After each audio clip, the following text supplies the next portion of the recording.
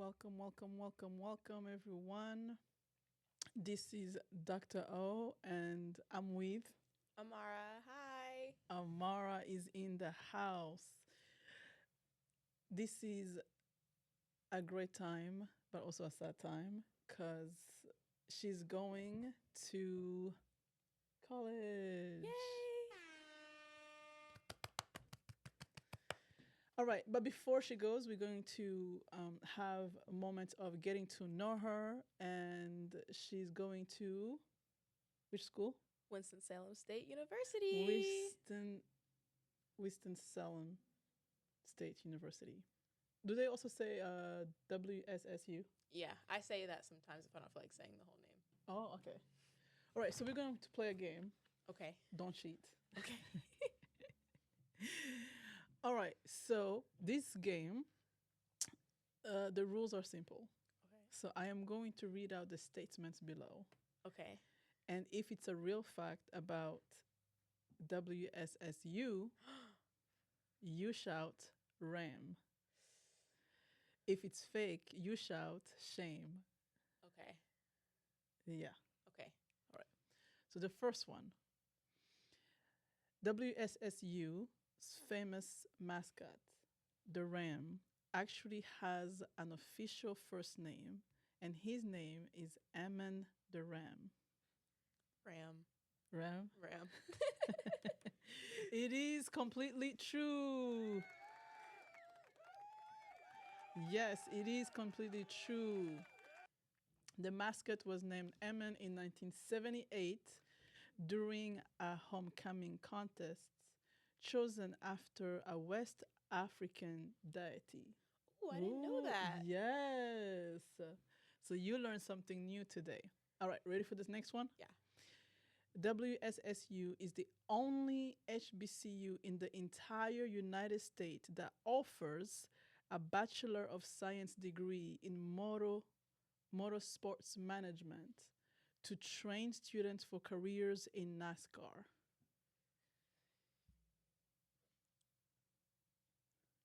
Oh, this is testing my brain. 'Cause I think we briefly talked about this on my admitted students day. I believe it's Ram. Yeah? It's Ram. It is. I'm so proud of myself. I remembered. It is. Wow, good job. Yes, this is a unique point of pride for WSSU.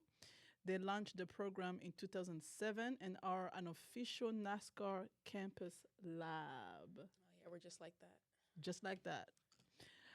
So this is cool. Next one. Because Winston-Salem State University values deep focus, there is a campus-wide rule that absolutely no streaming videos like Netflix or TikTok is allowed on the dorm Wi-Fi past 10 p.m. Oh, if this is a rule, you're really teaching me something I needed to know before I got there. I'm gonna say shame, but if this is Ram, this is a big turning point for me because I needed to know this before I move in. So what's your final answer? Shame. Oh, thank goodness.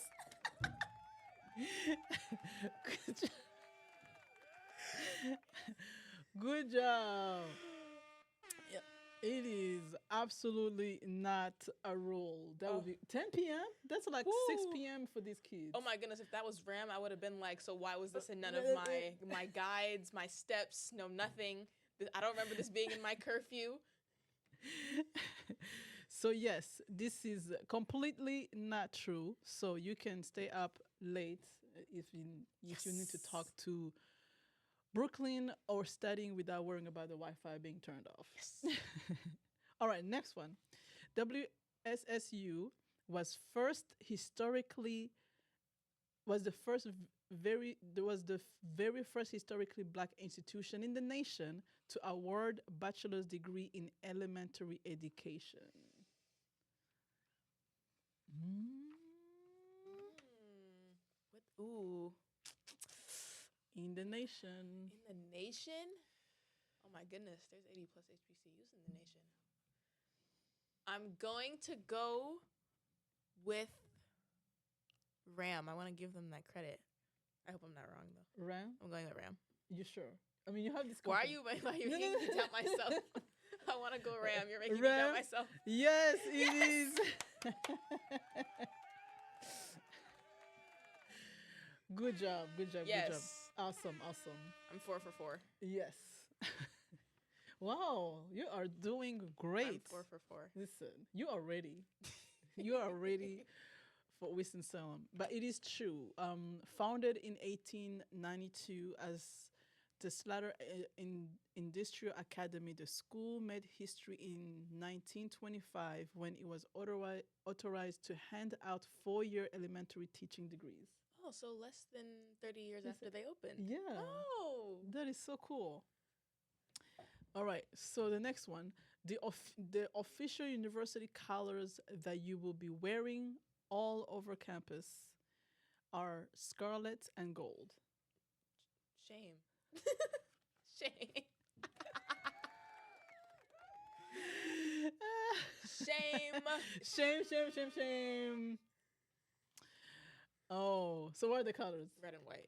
Oh, you know. Oh, 100%. I have to know. I have to know my school colors. I just bought an outfit for my school colors. So yes, that's good. It's important that you buy the right colors. All right, the next one. Oh, this one is I will call it the Brooklyn check.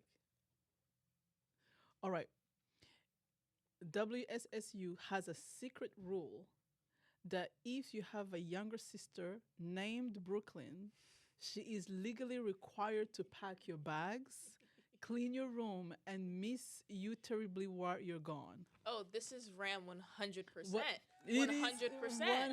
Of course. Why would it not be? Actually, it was the answer. Why? Why would it not be? That was the answer, everybody. Yes, 100%. 100%. While it's not in the official WSSU student handbook, it is definitely a family rule, at least for this episode. Okay? It's official enough. Yes. So good job. You have passed all the answers. Let's give it up for Amara. Yes. Yes. So again, thank you for being here. I'm excited. Yes. And thank you for making time for us to be on this show that this podcast episode that will be hopefully listened to by parents and our youth. Um, Now, as we switch gears from your school that you're very excited to go to, let's go into Amara, right? So, for those listening and watching and don't know you, how would you describe yourself to someone who never met you? Who is Amara and what does Amara value?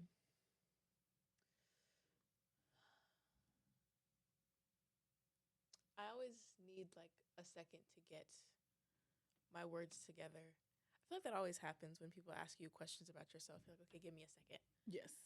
I think I would describe myself as someone who's genuine. I love genuine intentions. I don't do something without a purpose, or I think about things before I go through with it. I value genuine friendships and connections, especially going into college now. I think I value that a little more, especially since I have, I think, 3 close friends that I'm still very close with now that high school has ended. I would describe myself as someone who's optimistic. I do my best not to look at the bad. I do my best to look at the good instead. And I've been told before that it's very refreshing how optimistic I am because I end up being a light or positive person for somebody else, Mhm. but it also makes me a positive person for me. It influences me in a positive way. I would describe myself as someone who loves hugs. I love them with a passion so much. I think physical. Some people always ask me like, "What's your love language?" And I always say it's physical touch because I love hugs. Hugs. I love holding hands. I love holding your arm. I love showing my love and affection that way. And And it's very therapeutic. yes, hugs are so therapeutic. I remember I used to, if I was stressed, I had like two classes with my friend, and if we were stressed, I would go to her and be like, "Can I have a hug?" And she'd be like, "Absolutely." And we would just sit there and hug each other. She gives some of the best hugs ever. I Mm. love her hugs to death. I'm gonna miss her hugs so much because she's staying in Charlotte. I'm gonna miss her hugs so much, but I love them to pieces, and I hug you all the time because Yes, you I love hugging do. You you. see, and actually, one of the things I noticed also at CN Jenkins, one of the things that is incredible about the kids we have here, they are great huggers. I'm Yes, like, oh my gosh, it doesn't matter if they're little kids in Miss Stephanie's class or the older class, the kids in Miss Jetta's class. Every kids here just give yes. the most beautiful, warm hugs. And also, I think even the adults, they give great hugs. And I think there is a sense of intentionality about the members in this church that I appreciate Hmm. because it makes you feel like you were running home and someone was there to just give you the hug that you needed. Oh, that's such a beautiful way to put it. Yeah. That's such a gorgeous way to put it.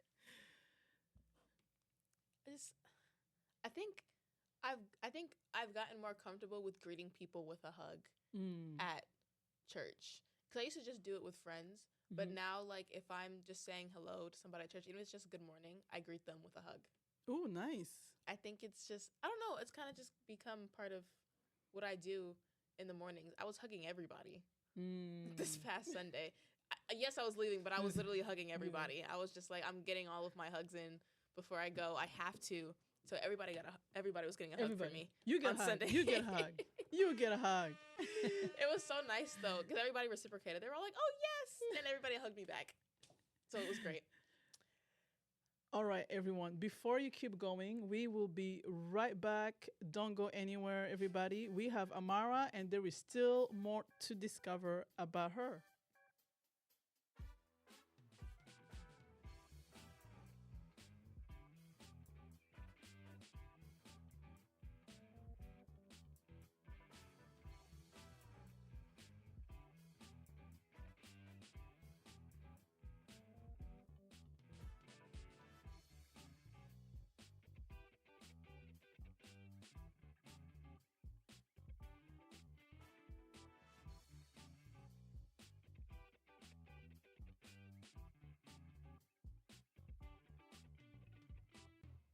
We are back to our amazing listeners. We are still here with Amara, one of our amazing youth. We also have Chase, who's also going to Winston-Salem, and it is wonderful to see kids who are loved, cherished, nurtured in a church, and to see our kids grow and evolve and flourish. And yeah, so still beautiful to have you here. And so, as you are still sharing about what you value and who you are, um, I have a question actually that I want to ask you. Mhm. And my question is, why do you think it's important to choose friends instead of just falling into a friendship? Like, what is that difference? Because you mentioned you're a person of intentionality. So, why is it important to be intentional about the people that we choose to call friends or to surrender ourselves with? I think when you choose people that don't really want to be your friends or have tendencies that you don't want to hold close, not only does it affect the quote unquote friendship, but I think it also affects you as well and it becomes draining. I think friendships are something that should speak life into you and the person that you're friends with and be a safe space, a comfortable place, a happy place. And if you pick people that don't if you pick people that don't give that to you or do not make you feel that way, it's not going to positively impact you in any way. And friendship is supposed to be beautiful. It's supposed to be a beautiful thing that you keep close to you. And I've had experience with friends that are draining or friends that don't care as much about your well-being, or if you are trying to say their friend, they're obviously giving you signs like, Mm-hmm. "No, I don't want that." And I've come to realize that that's okay because that means that that friendship's not going to benefit me. It's not going to benefit the person. It's not going to benefit either of our lives or growth as people. And with the friends I've made throughout high school, I've dropped some and I've kept some. And the ones that I've kept have made me grow Hmm. through high school and made me the way that I am today. I was not a physical person Wow. when I went into high school, but with the friends that I made and how comfortable they made me and how safe I felt with them, I slowly over time became a physical person, and how I came to Hmm. love hugs and love being on and around people. It completely changed me, and I think I'm happier now with the friends that I have compared to when I entered high school. I love that. So if there is someone who's listening and they wonder, they want you to describe what is CN Jenkins and why do you go to CN Jenkins? What would you say? I would immediately think of harmony. Mm. I think we are all so in sync. And that's not to say that the church or people will never have issues within the Mm. church. Everybody has issues. That's normal. But I think we're all in sync on a common goal, and we all make sure that we show it. We also all make sure that we show love and compassion. I love coming to church. First off, I can hear the music when I walk up. I can hear the music and the choir from outside of the church, and I'm like, oh, it's a beautiful Sunday morning. I remember I was late one morning. I could hear them. I'm like, oh, I'm missing a great song, because they sounded so good. I think everything in the church serves its purpose. And I think the congregation and the people that are a part of the church make it so much better, because Mm. it's such a beautiful community. The amount of love and compassion and kindness that I received, not just this Sunday, but every Sunday, is great. I love talking to everybody here. I'm never uncomfortable. And every time I go into service or I come back here for a youth Sunday and I spend time with the youth, it's just great. I've never ever felt like San Jacobs was a place where I couldn't be myself. Mm. And I love that about it. And I love that everybody is so comfortable with praying and keeping everybody in their thoughts and showing how much they love God. I think it's great because it also influences me to want to be able to show my love like that. Mm. So they have T and Jacobs has nothing but a positive impact on me. I actually recruit people when I can. Wow, look Yeah, at that. because my friend said he was looking for a church, and I was like, "Well, just come to mine. It's Okay. great." I said, "It's great. Just come to mine. It's not even that far from you. It's worth it." I told him, "You have to." I'm like, "Even if it's after I go to college, you have to go." I'm like, "I promise you'll love it." He hasn't Mm. come yet, but I hope he Mm. does. Yeah. I really hope he does. And wow, I love hearing that, and I hope that the listeners are also, because I think when we talked about also was creating a space where all the youth and all the kids feel safe, and also safe enough to be themselves, because I think that a good church is a church where people are authentically themselves, not trying to perform, because then it feels like a cult then. Yes. Where I'm like, no, we're not trying to have a cult. We're trying to have a home, a family, and family is not perfect, but it gives each other grace. Hmm. And speaking of family, with still our listeners being here, tell us about your family and the role that your family plays in who you are, and just allow us to get a glimpse into who your family is. My family keeps me grounded. Mm. Um, I'm very much able, my parents will ask really often, even if it's simple stuff like, oh, how's your day? And stuff like that. They do check ins with me and my sister. They're also very playful, which is where I think that's where I get my playfulness from. And there'll be times when we're in the kitchen and my parents will just like randomly start dancing, and me and my sister will look at each other and we're like, what's happening? But me and her do it as well. Mm. They've created a home where we're so comfortable just being playful and goofy and being whatever. And I think that's impacted me in my friendships, because in my friendships I'm playful and I'm goofy Mm. and I don't really hold it back. It's kind of just the way I am, and I'm so used to just being able to do it at home that I just do it around people. And sometimes it causes a laugh, sometimes it doesn't. I'm just a very goofy person. My parents say it all the time. They call me, they say I squiggle because I dance randomly all the time in the kitchen or the dining room. I just start moving, Mhm. and they're like, "Oh, she's squiggling again." But do sometimes people assume that you're always serious? Yes. Yeah. Yes, I've been told many a time that my resting face seems very like don't approach me, which is funny because my parents have the same thing, so I probably get that from them as well.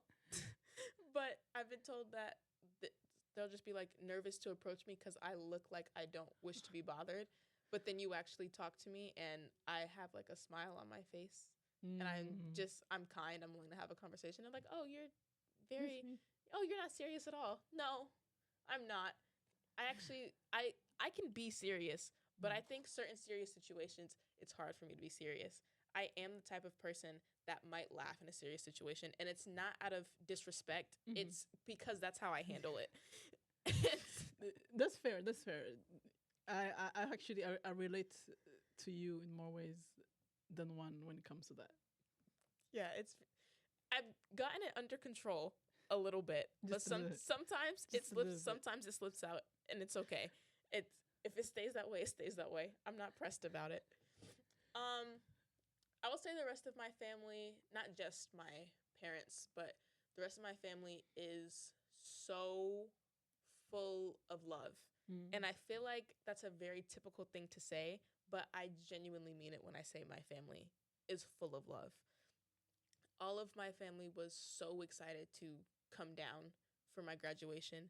They were all ecstatic. They were texting me, they would call me. They call me every now and then just to check in. I do the same. But they call me every now and then to check in, see how I'm doing, because Mm. I don't live close to them, so they want to make sure I'm doing okay. If I don't answer them, I ask my parents, "Oh, how's Amara doing?" And I love being around them. It's so easy to have conversations with them. Mhm. It's so easy to be vulnerable with them. Mhm. It's so easy to feel comforted by them. Wow. I think I just love my family. Yeah. Also, let's pause for a minute and give a hand of applause to the parents. Thank you for loving well your children, for loving Amara very well. And I think that parents don't always give themselves enough flowers Yes. and credit. So, to the parents who show what joy in the home, peace in the home, looks like and feels like, thank you, thank you, thank you for exposing our children to the possibilities and the reality that you can be intentional to create a home where there is joy, right? Right. So, with all that being said, um, now you have been with your family, your first time going away that long, going to college. If you could pack only one comfort item from your childhood bedroom into your dorm, only one item, what would it be? Oh, I really want to pick an item that I actually don't have anymore, and I'm so upset that I don't have it. Oh. I had a bumblebee pillow pet Mm-hmm. when I was a kid, and I loved that pillow pet down. And I don't remember what age I got rid of it. I think I got rid of it at like age 12, Mm-hmm. but I got rid of it. And I so regret getting rid of that pillow. And I get upset at my parents Wow, you sometimes still for, think about it. yes. And I get upset at my parents for letting me throw it away. I'm like, why did you let me do that? Because now I can't get it back. But if I had to pick something, I would pick that pillow pet. And I Mm. think just because I've had that pillow pet for so long, and there's a picture of me when I was little, like 2 years old, at our old house, Mm-hmm. with the pillow pet. So the pillow pet was with me for when I was in Connecticut and when I was down here. So it has a little bit of both in that Wow. pillow pet, which is why I would want it now to take with me and keep, but I don't So for the have it. listeners, what did it look like? What color was it? What was it? Okay, it's not a very big pillow, Mm-hmm. but it's like a rectangle pillow. It's yellow. It has little like black wings on the Mm-hmm. back, and then the face is really round, and then it has a little black nose, two little eyes, and there's two little bumblebee antennas at the top. So it's literally like a fat plush Yeah. bumblebee. It's so cute. It's so tiny, but it's so cute. And I really wish I still had it, and I don't have it. And I mourn that pillow pet every day. And that's what you would take. Yes. Wow. So, and now, what is one high school memory with your family that you will carry with you to Winston-Salem State University? Ooh, wait, there's a lot. It's hard to choose. Yes, it is very hard to choose. Um, oh wow. I think I'm going to go with a more recent one. Mm-hmm. I got my career and technological education certificate for Mm. biomedical pathway because I did it for 3 years. And I got my pathway and I got a lab coat and a certificate. And while the ceremony was small, because there wasn't that many people on the list, while it was small, when I walked up and got my certificate and, took pictures and everything like that, my parents were taking pictures of me, but I could see it in their face that they were not trying to cry Mm. because it was like 2 weeks away from graduation and then I was finally done. The ceremony was like a few days after I finished all my exams, so I'd been staying home because I didn't have to go to school anymore. So I think it was setting in that my year was ending. And while that part is kind of sad, I felt happy because I have the privilege of both of my parents seeing my growth, Mm. which is why I think I hold it close to me because they're both able to be there and see what I've become and what I get to do. So I think that's one of the moments I'm going to cherish. That was beautiful. Wow. So, and now, what are you most excited to try on your own once you move on campus? On my own, let me see.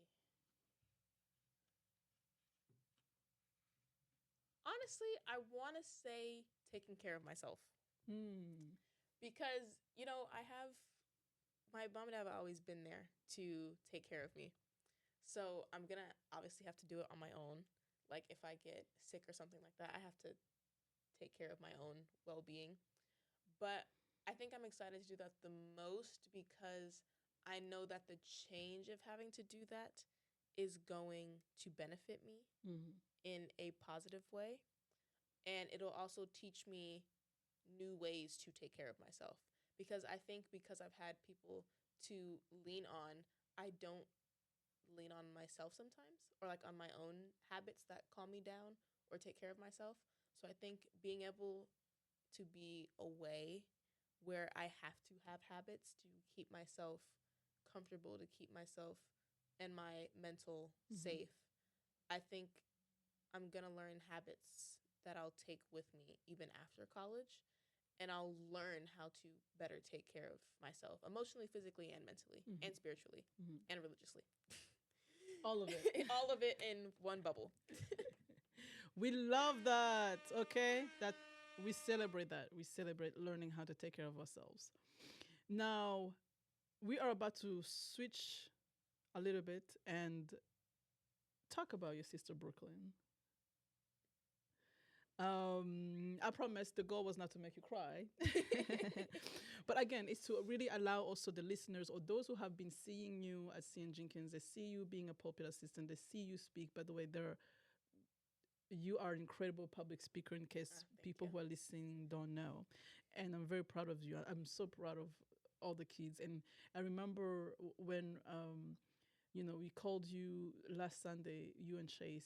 Like I was trying so hard not to cry, so hard not to cry. I could see Yeah, I was like, oh, don't cry because first of all, seeing chicken thinks that all I do is cry. Okay, it's like, but I'm absolutely so proud of our kids. Um, so with all that being said, um, even though Brooklyn is not here today, right? She's not here. She is a huge part of your life, right? it. So what is the number one thing you think you two will text or FaceTime about during your first week at WSSU? Okay, my first week is next week. So I think next week at the end, it's definitely going to be a recap on my week Mm-hmm. because next week's just full of orientation.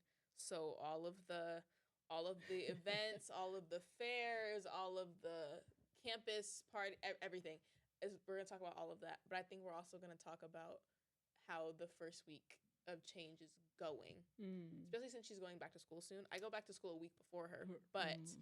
I'm leaving 2 weeks before she actually goes back to school. So I think we'll probably talk about how adjusting has been. And it's obviously not going to be a full adjustment, it's only been a week.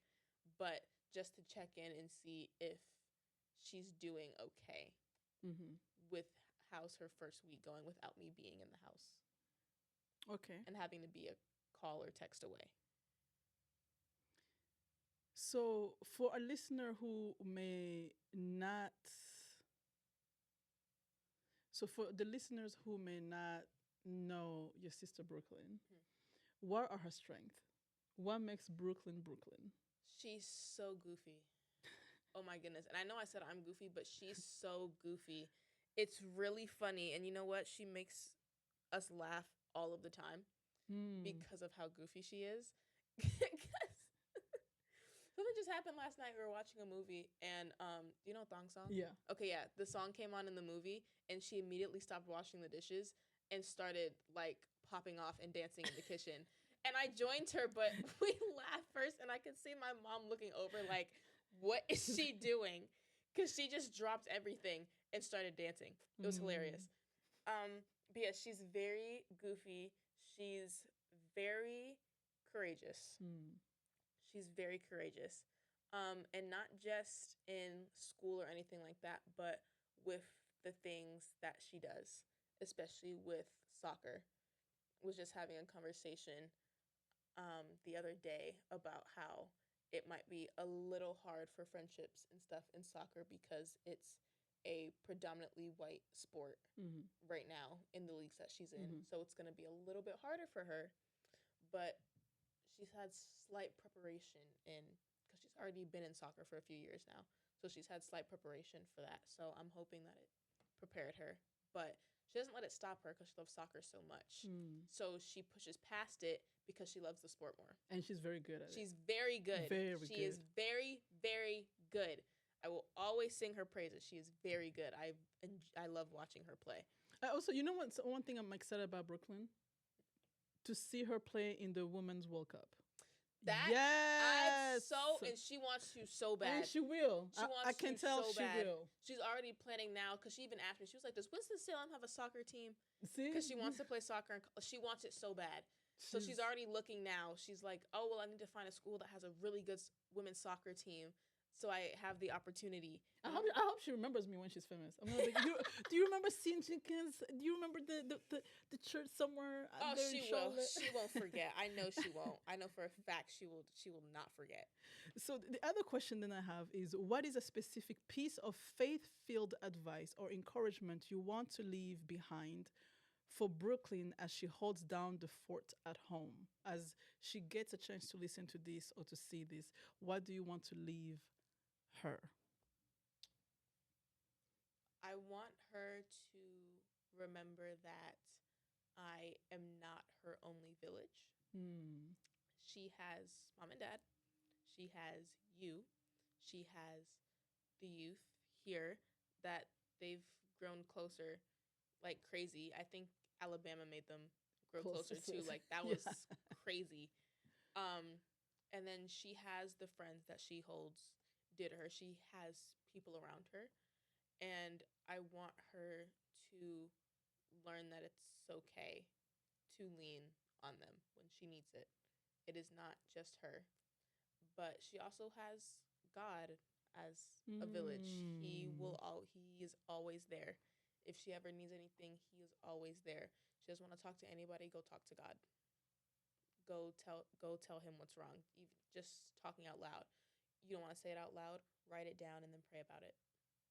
Or if you need to just write it down, get it out in any way that you can. I need her to know that she has people she can lean on Mm. and that they will be Lean there on me when when you're I'm not not strong. wrong. I'll be Be your a friend. friend. All right. So, how do you think your relationship with Brooklyn would change for the better once you have a little bit of college distance between I think she'll come to me more. you? She's been doing it more often, but I think with me not being there, she's gonna want to do it more. More. She's gonna, and especially since she's going into the 8th grade, and then after that is ninth grade. She's gonna have like more drama. She's gonna have more things she wants to get off her chest. Probably more anger and stress, and she's gonna have to transition from 8th to ninth grade. So I think she's going to want to come to me for more advice Mm-hmm. or to get stuff out. And I will obviously do my best to give her the advice that she needs. But I will also have to make it a rule. I cannot answer the phone every day. I cannot answer the phone every day. I will answer. I will answer. I even made a rule already that we'll do check-ins at the end of the week. Mhm. Since I'll be away, we'll do check-ins with each other to make sure everything's good, how our week goes, stuff like that. Um, but yeah, I think she's gonna start coming Mm. to me more, especially since she's getting older now. I I, I saw um, a TikTok maybe like it was probably like a year ago or something.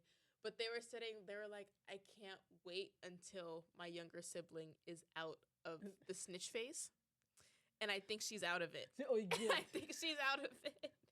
And now that she's out of it, she's coming to me for more things. I think now that she's out of it, we're growing closer. Yes, sir. Mm. So, and I think me being away will only help. And I think when I do come home on the weekends that I do every now and then, that we'll have a bit of a stronger connection than when I left. I think each time it'll get stronger as time goes on. Wow. Ladies and gentlemen, don't go anywhere. We'll be right back. We are doing our last part of the interview with Amara, and I already know that you are having fun. You're enjoying this. I don't know about you, but I'm enjoying this. I am. I This is am. very fun. Yes. So we'll be right back. Don't go anywhere.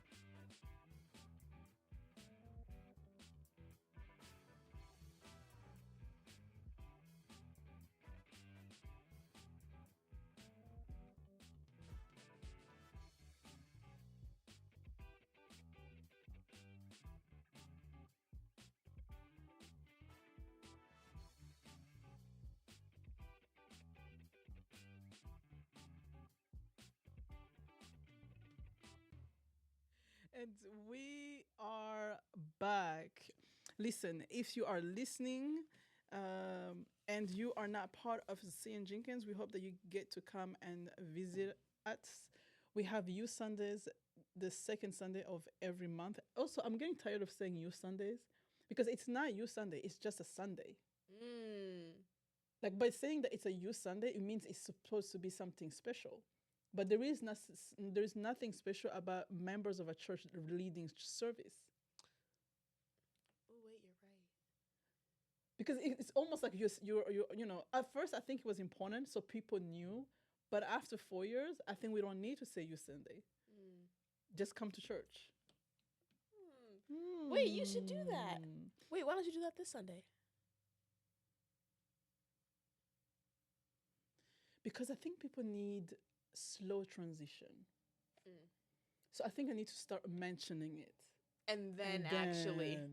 Because I think that's one of the things with the vision of the scripture that you came with about like people sharing, I think also is because one, the reason why it's harder is because a lot of not just youth but adults, we don't read anymore and people don't read their Bibles. So the challenge of I find is that when you try to bring change, the first thing people do is defend why they are the way they are Mm-hmm. instead of actually challenge themselves. Like maybe this is the challenge I need. And I think that's the struggle I get. It's like I get creative. I'm like, oh, we could do this, and then people just shut my ideas off. It's like, well, let's look at all these other things that could go wrong. I'm like, did you ever think about the things that could go right? Right. Right. So we are back. We're still with Amara. Um, so Amara, we're transitioning into faith. Speaking of faith, what message would you give to Ari? I know that Ari is going to, I believe she's going to be a senior. Yeah. Ari, why? Oh my gosh. She's grown, she's going to be busy and everything. But what message would you also give her as she goes into senior year? How, and a message also of faith that could also get her to go through senior year. I would say, do you mean faith as in religiously or faith as in like overall? Because I can give both. Overall, because Okay. I think it's also like, what is one thing that you wish you could have heard when you went into your senior year, or something that could have helped that you discover or learn along the way? I think I, I think I was actually pretty informed about senior year, but I didn't take it as seriously as I needed to. Mm. Because I think the one thing I would say to her, it is very easy to get your head off the swivel because there is so much going on. Like junior year is very busy, but senior year is very packed because not only are you applying to colleges, your essays, scholarships, everything like that, you're also trying to keep up with your schoolwork. If you have extracurriculars, you're doing that. If you have a job, you're doing that. But you're also trying to make sure that you're staying connected with your family, making sure you're staying connected with your friends, you're taking time to yourself, you're giving time to God. You're doing a lot of different things, and because senior year is so busy, it is very easy to get caught up in the grades and everything else that makes you instead Mm-hmm. of everything else. Wow. And especially towards, they always say this, but it's so true, the end of the year or like second semester, you're in the home stretch, you want it to be done. It is very easy to lose your motivation in your second semester because your second semester, you're finally done with your college applications and everything college crazy wise. So you're just focusing on grades and everything like that. And if you have a car, you're also going to hang out with people. You're trying to live your senior life to the fullest. It's very easy to lose your motivation for everything else that you need to do. And I was a victim of that for like 2 months. Mm. I would say like March and April, I was just like, get me to prom and get me out. And I started procrastinating more than I normally do. I started procrastinating on homework and everything else. And you're you should still learn to prioritize school, Mm-hmm. but also make sure that you are keeping your mental and emotional just as safe.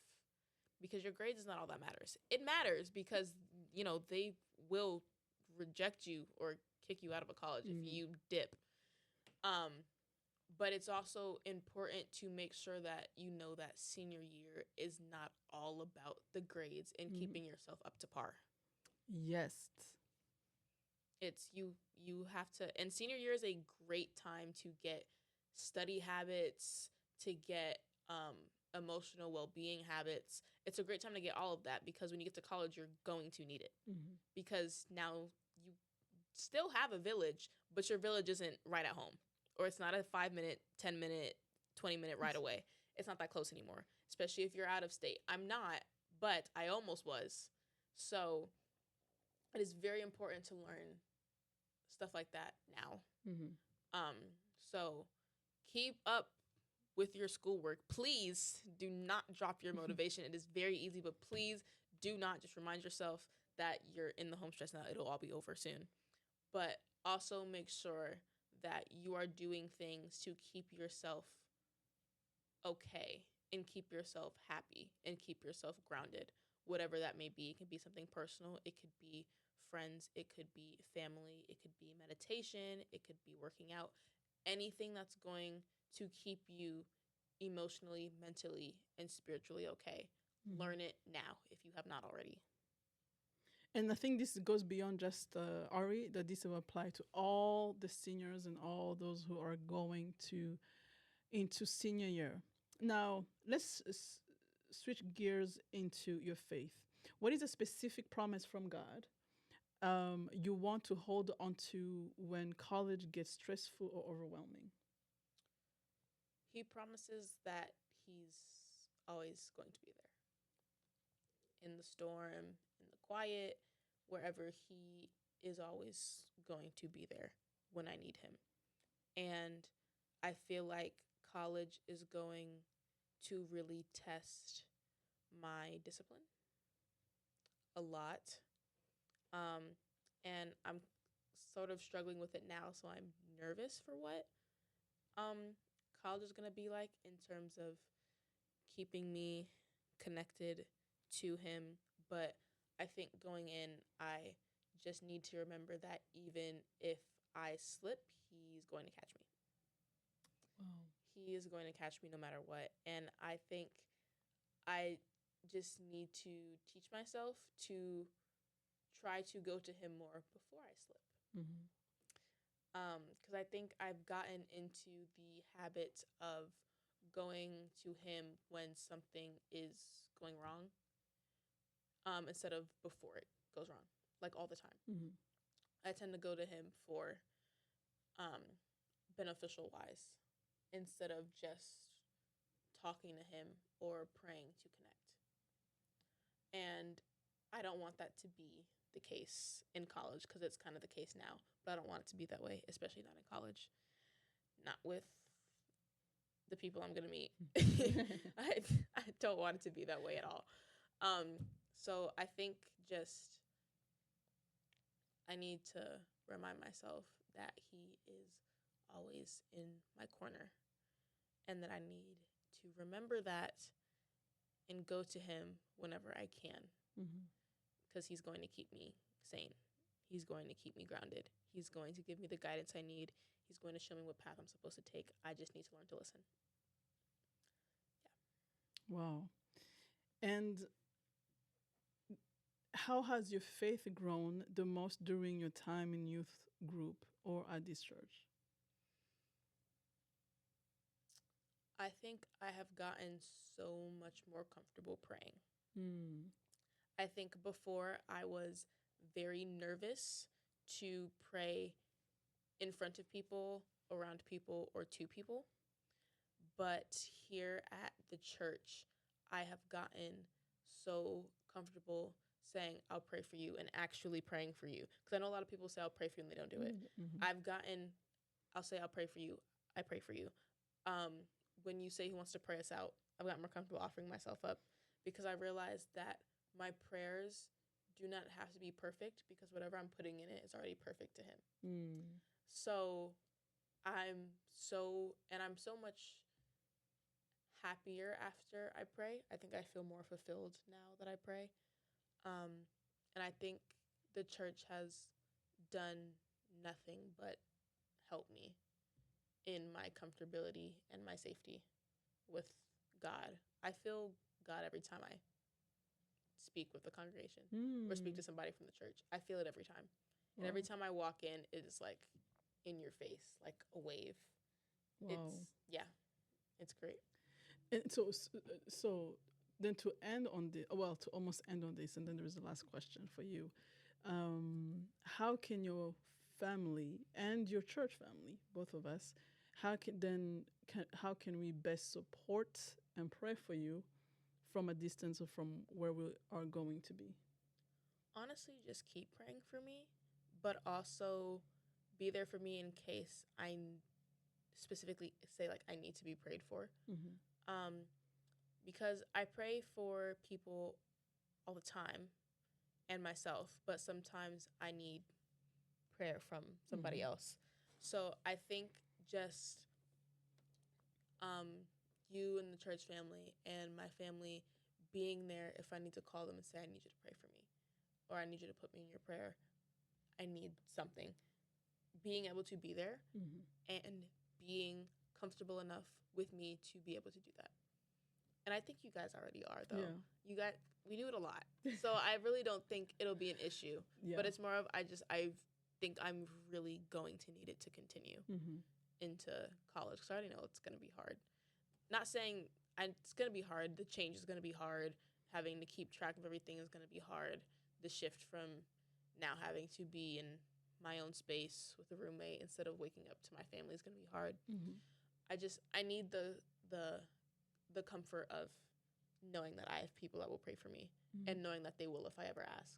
That's good. And yeah, I remember my first semester in college was hard. Not the whole year, just the first semester. Just relearning how to adjust everything. It was more Mm-hmm. about relearning how to manage time, how to manage food, how to manage my money, how to manage my emotion. It's more about like management skills. Mm-hmm. And then once I learned the skills, I could survive anything. But we're very proud of you. We love you very much. And on behalf of the session and everyone who are in the dream team, and Jada, of course, who is very proud of you as well.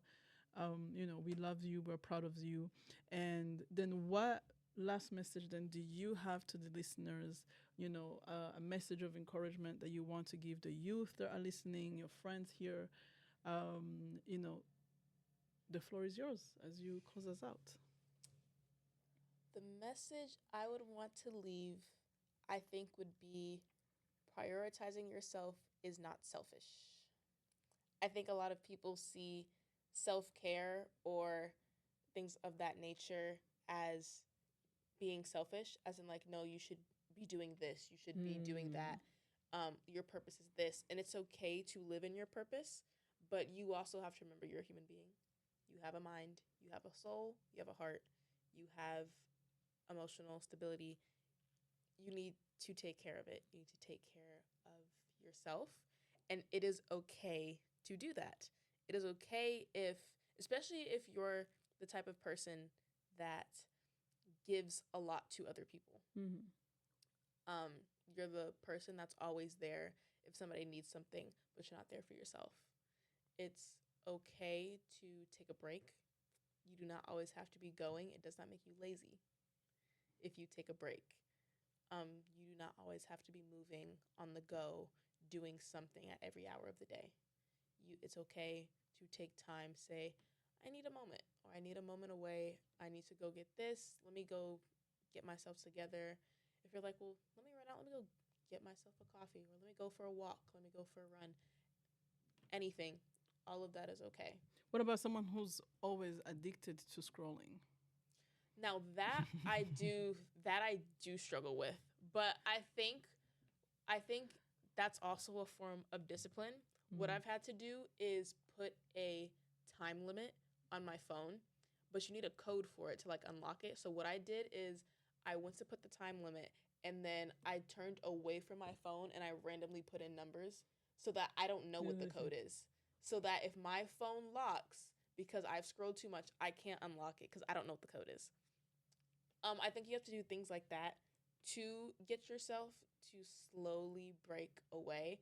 Because discipline's already hard, mm, but if you're not doing anything to help you discipline, you're just like, okay, well, I'll just stop scrolling.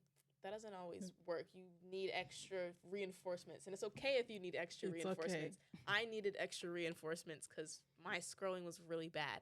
I deleted Instagram for a little bit to break away from um, screen time, and it worked. I Mm, didn't deactivate my account, but I just deleted Instagram off my phone. I said, well, let me get rid of it.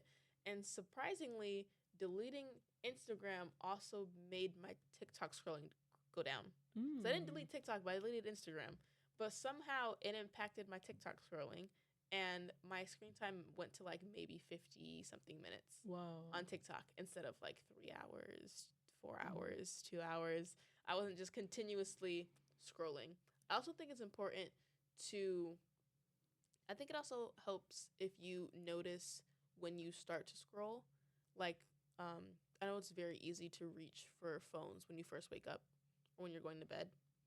But I think if you notice where you start to lose the discipline, you can focus Yes. on that specific area and figure out how you can make it so that it won't happen Mm. as often. Like, I'm very tempted to get an alarm clock for my dorm room so I'm not going to my phone when I first wake up. Mm-hmm. Because if I use my phone's my alarm, meaning I'm going to go to my phone immediately as soon as I wake up because I have to turn it off. So I'm debating getting an alarm clock instead so that my phone's not the first thing I reach to, because when my alarm goes off, I know what time it is. So that's why actually I have an alarm across my bedroom. So it Mm, requires me to actually get get up. up. And You have to actually move and get out of bed to go turn it off. so, I had to find something that works. I did that for a little bit. I put my phone on like my dresser. So when it rang, I had to get up out of my bed to go turn it off, and I'm already up now. So You may as let me well. go start my day. Wow. But wow, I think I needed that. That is very important, and I think it's gonna be so helpful to every listener that has heard this. And but I think it's the whole episode is just beautiful, and thank you so much. And with that being said, would you like to pray for our listeners and give Yes. them a blessing? Yes, I would 100%. I'll do it. Dear God, thank you to anybody who was listening. Thank you for allowing me and Dr. O to come into this space and speak life into each other, speak life onto you. I pray that whoever is listening knows that you are there, that they can run to you, knows that you are in their corner, and knows that you will always be there to talk to listen, and that you will guide them to whatever they need, whatever whatever doubts they have, whatever worries, anxiousness, grief, sadness, that you can take it all away, and that you will always be a source of joy for them. Mm. I pray that they know that their joy is okay, that their joy is powerful, that their joy is impactful, and that it is okay to stay optimistic. I pray that anything they have going on, whether it be sickness or bills or strained friendships or relationships, whatever it may be, that you guide them through it, that you walk with them through it, and that they know that there's light at the end of the tunnel.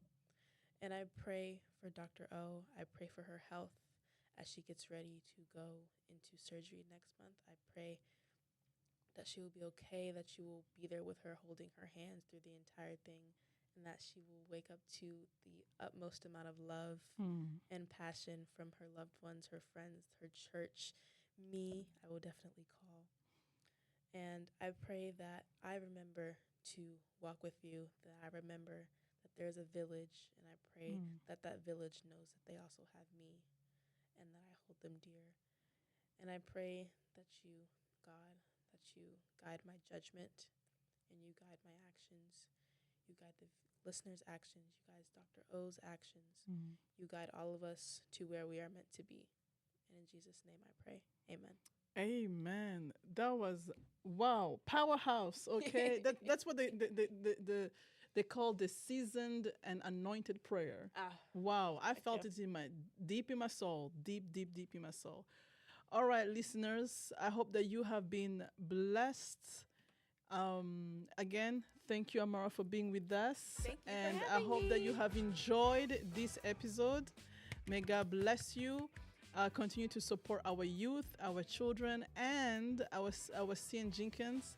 We love you, and there's nothing you can do about it. Amara, we love you, I love you and too. yeah, thank you so much for all the fun you brought here. Oh, well, thank you. I wanted to do this for a while. So Yeah. I'm glad we are doing it before I leave. Finally. I know. All right, everybody, take care.